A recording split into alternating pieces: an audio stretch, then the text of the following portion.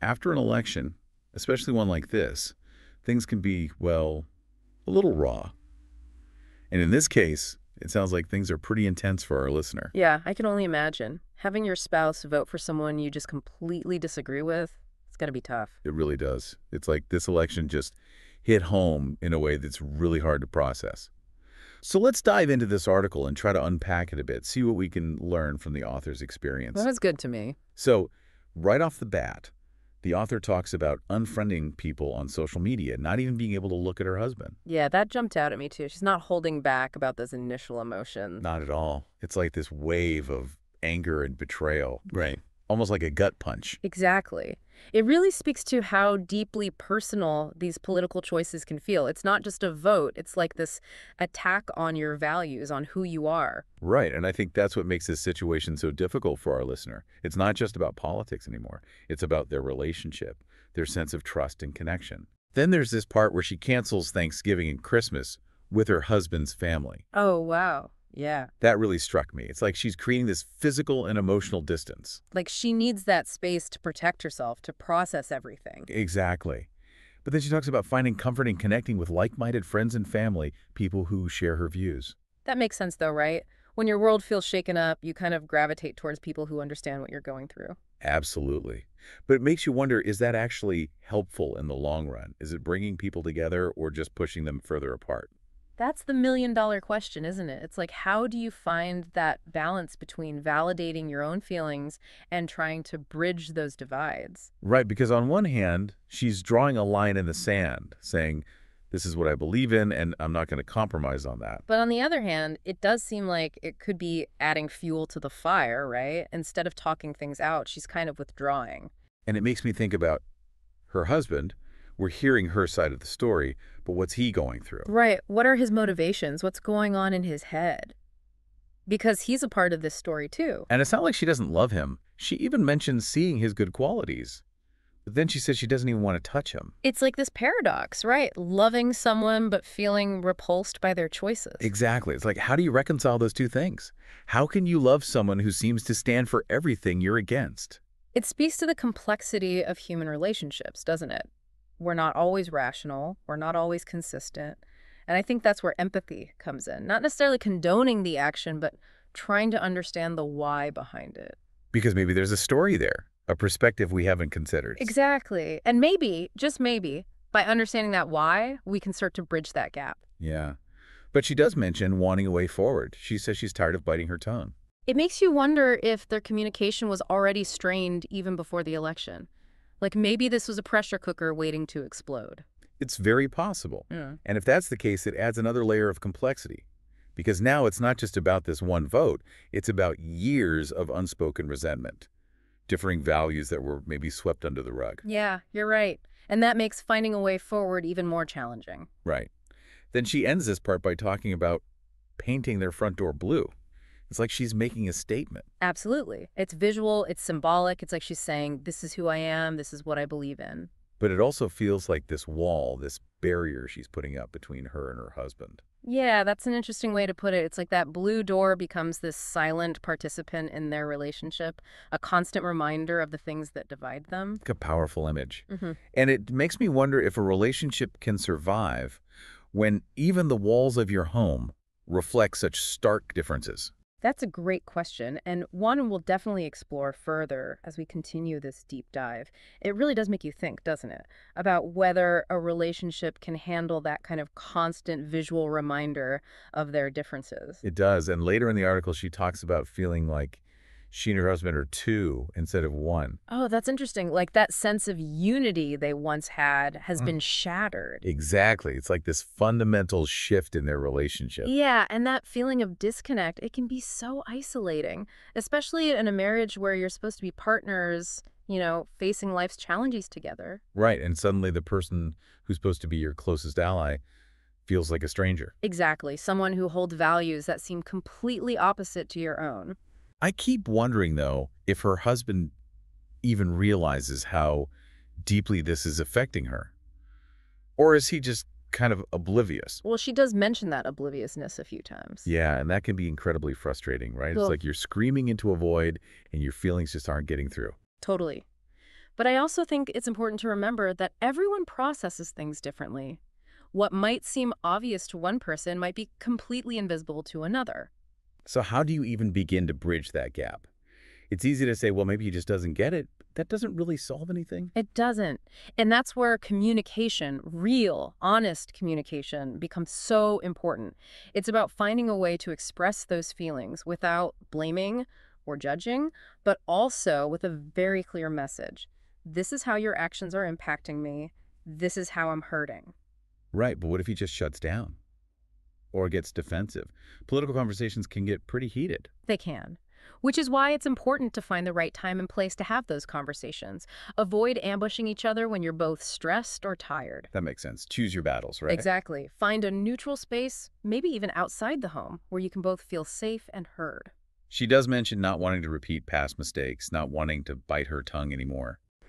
That suggests a pattern. Like maybe they haven't been communicating effectively all along, and this election was just the tipping point. It's possible. And sometimes we avoid those tough conversations just to keep the peace, but in the long run, that silence can do more harm than good. Definitely. Because those unspoken resentments, those differences in values, they can fester and eventually erode the foundation of the relationship. So even though those conversations might be uncomfortable, even painful at times, they're necessary for growth. Exactly. It's like ripping off a Band-Aid. It's going to sting at first, but ultimately it's the healthier choice. But where do you even begin? It's not as simple as just saying, I'm mad because you voted for this person. Right. It's deeper than that. It's about understanding the values that drive those choices, the fears, the hopes, the experiences that have shaped your partner's worldview. So it's not about trying to change their mind. Not necessarily. It's more about trying to see the world through their eyes. And maybe in that process, you find some common ground, some shared values that can help bridge that political divide. Because what's really sad about this story is that it's not just about politics.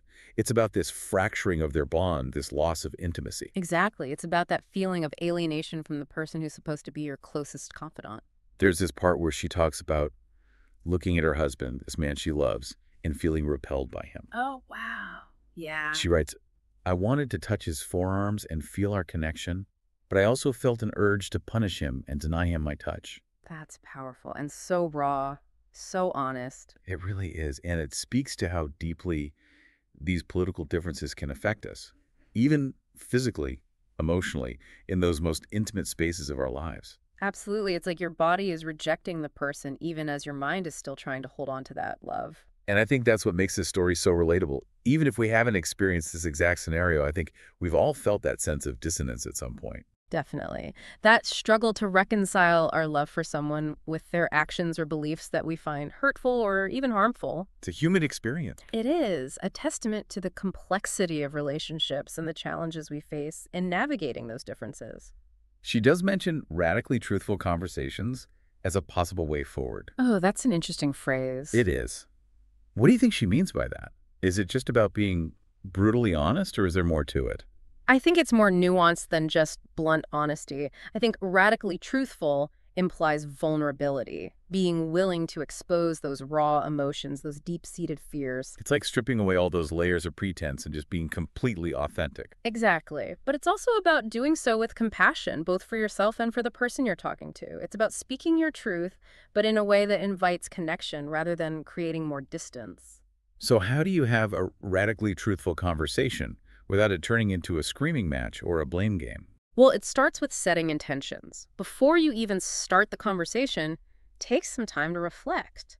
What are your goals? What are your non-negotiables? What are you willing to compromise on? It's about knowing yourself, knowing your boundaries. Exactly. And once you have a sense of your own internal landscape, it's about approaching the conversation with a willingness to truly listen, to hear and understand the other person's perspective, even if you don't agree with it. Putting aside judgments and assumptions. Yes. And being willing to be vulnerable yourself, to share your own fears and insecurities, because vulnerability, when it's authentic, can create a space for real connection. It's like saying, hey, I'm not perfect. I'm struggling too, and I need your help to figure this out. Exactly. That shared vulnerability can be incredibly powerful. Now, the author also talks about her husband's obliviousness to her turmoil, Hmm. like he's just not picking up on the intensity of her feelings. Right, and that disconnect can be so frustrating. It's like they're speaking different So languages. how do you address that without it turning into a blame game? Well, I think it starts with focusing on specific behaviors and their impact on you. Instead of saying, you never listen to me, you could say, when you check your phone while I'm talking about something important, it makes me feel like you're not listening. So connecting the action to the feeling. Right. And being clear about your needs. Instead of hoping he'll just magically figure it out, you could say, I need you to put your phone away and really listen to me when I'm talking about something that's upsetting me. So being direct, but not accusatory. Exactly. And remember, communication is a two-way street. Just as you're expressing your needs, be open to hearing his perspective as well. Maybe he's not trying to be hurtful. Maybe he's just struggling to understand or has his own emotional baggage he's dealing with. It's about creating that space for dialogue, for empathy, for the possibility of learning and growing together. Exactly. And it might not be easy, but it's essential for building a stronger, more resilient relationship. Then there's that image of the blue door again. She talks about how the meaning of that door has evolved for her. Absolutely. Well, at first, it was just a redecorating project, but now it represents something much deeper. I see. Like it's taken on a new significance. Exactly. It's become this symbol of the internal conflict she's experiencing, this tension between wanting harmony and the reality of this political chasm that's opened up between them. It's like that door is a silent scream. It is a visual representation of all those unspoken words and unacknowledged emotions. And it's a reminder that politics can seep into every aspect of our lives, even the color of our front door. It's a powerful image and makes you think about how those seemingly small choices, like painting a door, can actually reflect much larger internal struggles. Absolutely. It's like she's trying to make sense of a world that feels chaotic and unpredictable. Exactly. And I think that's what makes this story so resonant. It's not just about politics. It's about those universal human experiences. Mm. Feeling lost, searching for meaning, trying to find our place in a world that's constantly changing. It is. It's about staying true to ourselves, to our values, even when those values are challenged by the people we love most. And I think it's important to remember that this story is told from her perspective. We're only hearing one side of the conversation. Right. We don't know what's going through her husband's mind, how he's processing all of this. And that's something to keep in mind as we continue this deep dive. Because relationships are complex, and there are always multiple perspectives to consider. It's true. We're getting a glimpse into her world, her emotions, but there's a whole other side to this story that we haven't heard yet. Exactly. And I think it's important to remember that as we analyze her experiences, there's always more to the story than meets the eye. Absolutely. There always is. Yeah, one thing that stood out to me was how she keeps talking about her values and how determined she is to keep fighting for a better future, even with all this going on. Yeah, that resilience really shines through. It's like she's drawing strength from her beliefs. Right, like they're this anchor in the storm. Exactly. And it's not just about fighting against something, it's about fighting for something, for the kind of world she wants to live in, the kind of society she wants to build. It's that hope that keeps her going, that belief that things can get better.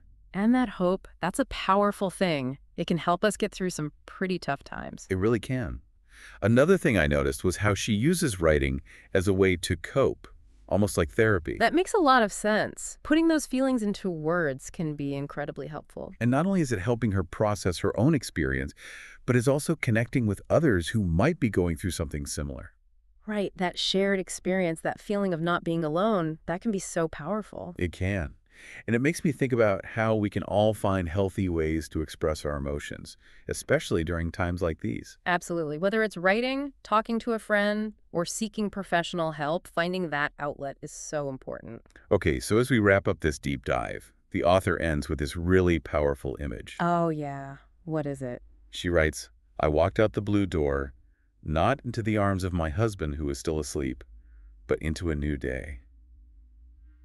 What do you think she's trying to say with that? That's interesting. It's like she's acknowledging the pain and the uncertainty, but also choosing to move forward. Right. It's like she's stepping into the unknown, but she's doing it with a sense of purpose. Yeah, like she's not letting this experience define her. She's taking control of her own narrative. And that's a really empowering message, I think. Even when things are tough, we always have the power to choose how we respond, how we move forward. I agree. It's a reminder that we're not powerless in the face of adversity. We can always choose hope. We can always choose resilience. Absolutely. And for our listener, I hope this deep dive has been helpful. It's clear that you're going through a really difficult time, and I commend you for reaching out and seeking guidance. I second that. You're not alone in this. And while there's no easy fix, there are ways to navigate these challenges, to find healing, and to build a stronger, more resilient relationship. Remember, communication is key. Keep talking to each other, keep listening, and keep striving to understand each other's perspectives. And don't be afraid to seek professional help if you need it. A therapist can provide a safe space to work through these issues and develop healthy coping mechanisms. And as always, thank you for joining us for this deep dive. We appreciate you listening and sharing your story with us.